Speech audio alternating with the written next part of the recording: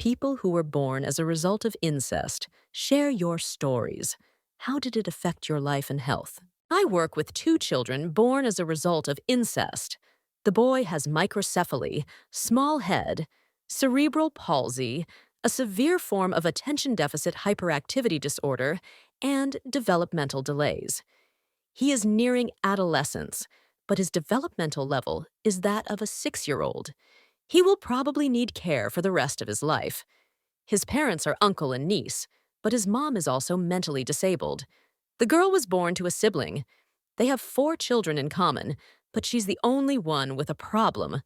I could swear she has Marfan syndrome. She has loose joints, very long fingers and toes. Her brain can't see light, so she's virtually blind.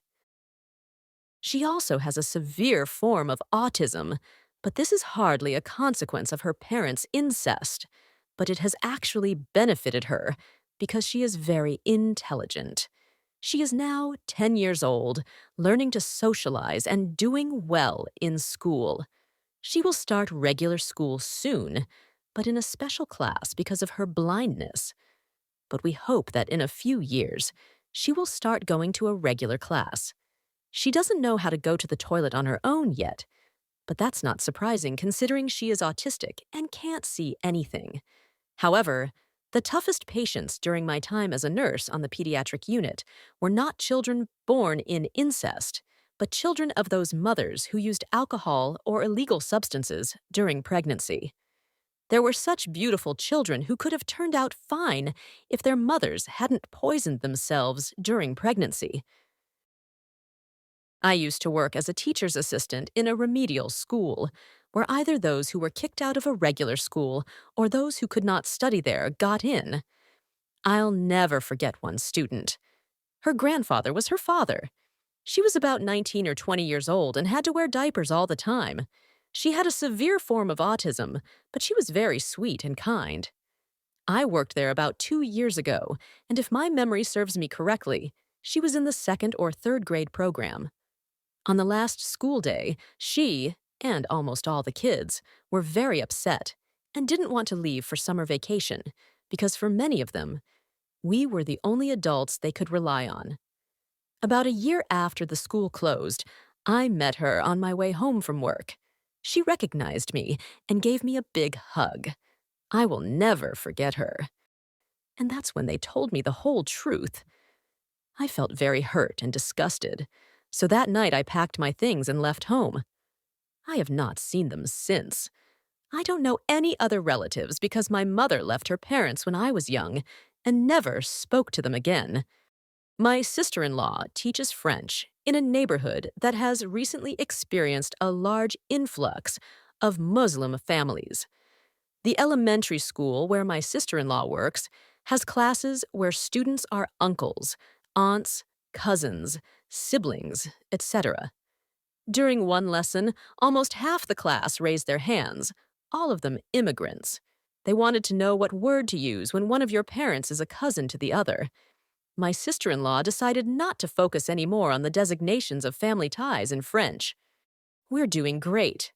My mother is the daughter of my own father, but they are both married to others now. The only genetic disorder I have is synesthesia. I can see the colors of sounds. It only makes me uncomfortable when I try to sleep with the lights off because if I hear a certain sound, I see the color corresponding to it. I can even see my cat in pitch darkness. I'm thinking about adopting a child and not having my own because I'm afraid of passing my disorder on to him. My parents are cousins to each other. I have some minor endocrine problems, but not that serious. But I am very embarrassed that my parents are related. The youngest members of our family don't know this, and neither do my friends. It would be awful if they found out. A classmate once made a joke about my parents being cousins, since I have Middle Eastern roots. I almost had a heart attack, but then I realized she was joking and laughed with everyone. I know sisters from India who were adopted by an American couple when they were babies. Turns out they were born as a result of incest. Their uncle raped their mom. They both grew up beautiful and intelligent. So in their case, there were no negative consequences. I was adopted when I was 2 years old. My parents and I are very close. They never hid from me that I was adopted. I didn't care one bit about it until I reached my teenage years and wanted to know about my real parents. At the age of 12, I discovered a small safe in my parents' closet and scrutinized its contents for any information. I was able to find out my real last name, but nothing more. 6 years passed. I developed some pretty serious medical conditions and wondered if I might have inherited any of them from my parents. I met with a child welfare official in the state where I lived, and he helped me get some information. He even offered to let me meet my birth mother, but I refused. I received a folder with information regarding the health of my biological parents and their relatives. It turned out that my mother claimed that her brother was my father. All of the women in my mother's lineage, grandmother, aunts, etc., suffered from serious mental illness, each of whom had been disenfranchised from their children due to parental neglect and alcoholism. So I made the decision to never drink alcohol. This information knocked me out of the saddle for a while. I felt horrible shame. I asked my mother if she knew that I might be the product of incest. She replied that they were informed about it when they were already doing the adoption paperwork. She also assured me that my birth mother's word should not be 100% believed, as she was mentally ill for a long time. I'm not sure I will ever know for sure if this is true. I try to think about it as little as possible and pay more attention to my parents who love me with endless love and have given me the opportunity to live an amazing life. But sometimes I am still overcome by doubts. At such times, I feel defective. My origins are known only to my parents and my husband. I secretly hope that my biological mother made it all up because of her illness. I have 2 brothers, adopted, who are the product of incest. Both of them are mentally handicapped. One has been in trouble with the law. The other has Prader-Willi syndrome, which means he can eat whatever he wants, and in huge quantities because he doesn't feel full. They will never be able to take care of themselves.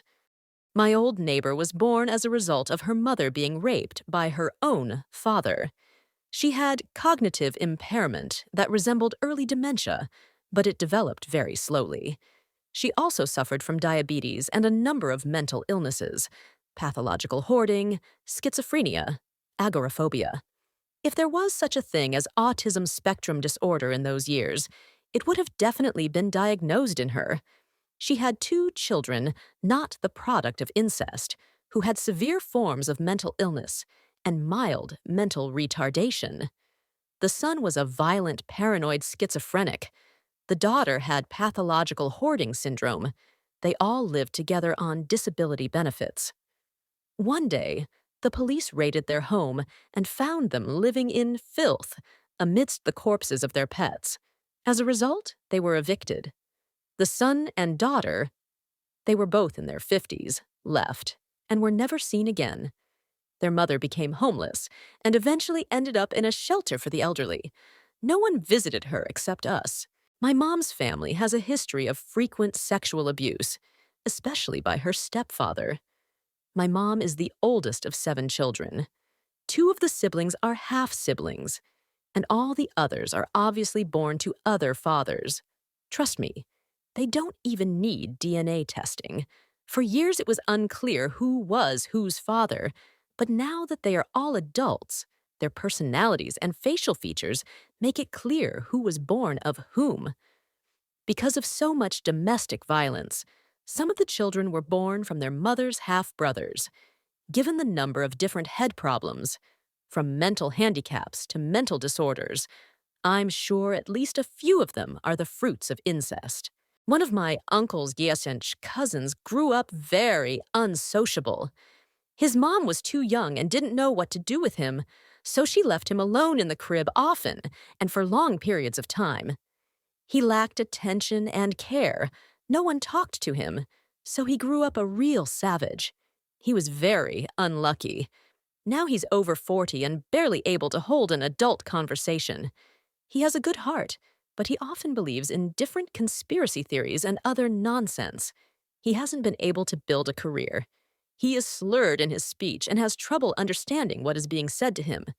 He can probably be considered a living example of how their family treats living things, like garbage. No one stepped in to help him. Needless to say, I try to stay away from these people. In a support group for parents who had experienced miscarriage or infant death, there was one woman who had accidentally committed incest, and it caused a real tragedy. Our town is home to a military base where soldiers from the UK often arrive for service and training. One day she met a soldier in a nightclub. They liked each other and started dating. They found out that they both came from the same tiny town in England. She was born there. And then her mom left with her to Canada after divorcing her dad. She hasn't seen him or kept in contact with him since. Anyway, she got pregnant by him. But during the pregnancy, she only went to the hospital once for an ultrasound scan at 18 weeks. The baby was born incomplete, missing some bones and limbs. The Children's Hospital decided to genetically analyze the parents and the baby, who lived only 2 days. Later, the geneticist contacted her and asked her to come to the hospital. She came and found out that the soldier was her half-brother and that they both had some genetic mutation that they had passed on to their child, which developed into some disease that caused the child to be missing bones and limbs. Within just a few days of losing her baby and finding out that her boyfriend was her brother, she became depressed. It was very uncomfortable and even physically painful for me to hear her story. I felt very sorry for her, but I couldn't help but feel disgusted with her, even though I realized that it wasn't her fault in any way. My parents are cousins to each other, but I have yet to be diagnosed with any abnormalities. Although I'm still only 16, who knows what the future holds? I realize that incest narrows the gene pool and all that, but I personally don't think it's that bad. My parents' marriage was planned when they were still kids, and I'm almost engaged to my cousin as well. My grandfather married his cousin. One of their daughters was born with some kind of jaw defect. My mom has knee problems and a congenital heart defect. All of their children have some kind of mental disability. All have to take medication.